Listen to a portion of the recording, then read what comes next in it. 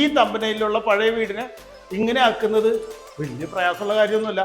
ഈ പ്രോജക്റ്റിൽ നമുക്ക് അതിൽ കൂടുതൽ പ്രയാസം ഉണ്ടായത് എവിടെയെന്ന് പറഞ്ഞാൽ പാരൻസിനെ താമസിപ്പിച്ചുകൊണ്ട് ഈ ഒരു ട്രാൻസിഷൻ എങ്ങനെ സക്സസ് ആക്കി എന്നുള്ളതാണ്. ആ തമ്പനയിൽ കാണുന്ന അതേ വീടായിട്ട് നമ്മൾ ഈ പഴയ വീടിനെ മാറ്റാൻ പോവുകയാണ്. ഇവിടെ നമുക്ക് ഒരുപാട് ചലഞ്ചസ് ഉണ്ട്. അതിലൊന്നെന്ന് പറയുന്നത് പാരൻസ് ഇവിടെ താമസിച്ചുകൊണ്ട് തന്നെ നമ്മൾ റിനോവേറ്റ് ചെയ്യാന്ന് പറയുന്നതാണ്. എന്ന് പറഞ്ഞാൽ ഡിസൈനും പ്ലാനിങ്ങും കെട്ടിടത്തിൽ മാത്രമല്ല വർക്കിൻ്റെ ഫ്ലോയിൽ വരെ നമ്മൾ ശ്രദ്ധിക്കേണ്ടതുണ്ട്. ഇപ്പം നിലവിൽ നമ്മൾ വീടിൻ്റെ പുറത്തൂടെയുള്ള പണികളാണ് ചെയ്തുകൊണ്ടിരിക്കുന്നത്.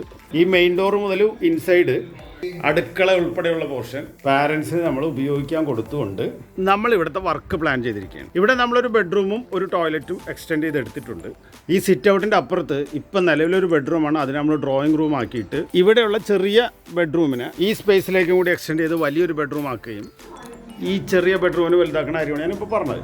അതുപോലെ ഈ ബെഡ്റൂമിന് അപ്പുറത്തെ ഈ പൊക്കം കുറഞ്ഞ ടോയ്ലറ്റും ഡ്രസ് ഏരിയ ഉണ്ട്, അതിലേക്കും കൂടി നമ്മൾ വലുതാക്കേണ്ട ഈ വോൾ വരെ. ചിമ്മിനി നമ്മൾ മാറ്റുന്നുണ്ട് കേട്ടോ. അപ്പം നല്ല കിച്ചണായിട്ട് കിട്ടുക. ഈ ചിമ്മിനി മാറ്റി ഈ സ്ലാബിനെ നമ്മൾ സെയിം ലെവലിലാക്കും. ഈ താഴ്ന്ന് കിടക്കുന്ന സ്ലാബ് ഈ മുകളിലത്തെ സ്ലാബിൻ്റെ ലെവലിലാവും. പാരൻസ് വീട്ടിൽ നിൽക്കുന്ന സമയത്ത് വർക്ക് പ്ലാൻ ചെയ്യാന്ന് പറയുന്നത് ഒരിത്തിരി ബുദ്ധിമുട്ടാണ്. പക്ഷേ അത് നമുക്ക് ഭംഗിയായിട്ട് ചെയ്യാൻ പറ്റും. ഇവിടെ ഒരു കോട്ടയാടൊക്കെ വരും കേട്ടോ. കാരണം ഈ ഇപ്പോൾ ഉള്ള ഈ വരാന്ത പോലത്തെ സ്ഥലം അകത്ത് ഡൈനിങ്ങിനകത്തേക്ക് വരും. എന്ന് പറഞ്ഞാൽ ആ കാണുന്ന വോൾ എടുത്ത് ഇവിടെ വെച്ച് ഈ ചെറിയ സ്പേസിനെ ഒരു കോട്ടയാടാക്കി അതിൻ്റെ ഉള്ളിൽ കൂടെയുള്ള ലൈറ്റ് നമ്മൾ ലിവിങ് സ്പേസിലേക്ക് കൊണ്ടുവരുന്നുണ്ട്.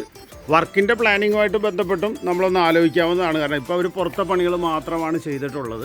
ഇനിയിപ്പോൾ ഇമ്മീഡിയറ്റ് ആയിട്ട് അവർ ആ റൂമിനകത്തേക്കും കൂടി കയറുകയാണ്. അപ്പോഴും പാരൻസിന് ഇവിടെ താമസിക്കാവുന്ന രീതിയിലുള്ള സൗകര്യം കൊടുത്തുകൊണ്ട് തന്നെ വീടിനകത്തേക്ക് വലിയ പൊടിയൊന്നും വരാത്ത രീതിയിൽ തന്നെ പാരൻസിന് താമസിക്കാവുന്ന ഒരു സംവിധാനം നമ്മൾ കൊടുത്തിട്ടുണ്ട്. പഴയ വീടിന് പുതിയ മുഖം റിപ്പയർ കൊച്ചി ഇപ്പോൾ കേരളത്തിൽ എല്ലായിടത്തും, അത് കൂടാതെ കർണാടകത്തിലും വിശാഖപട്ടണത്തും ഉണ്ട്. നന്ദി ആർക്കിടെക്ട് ശ്യാം.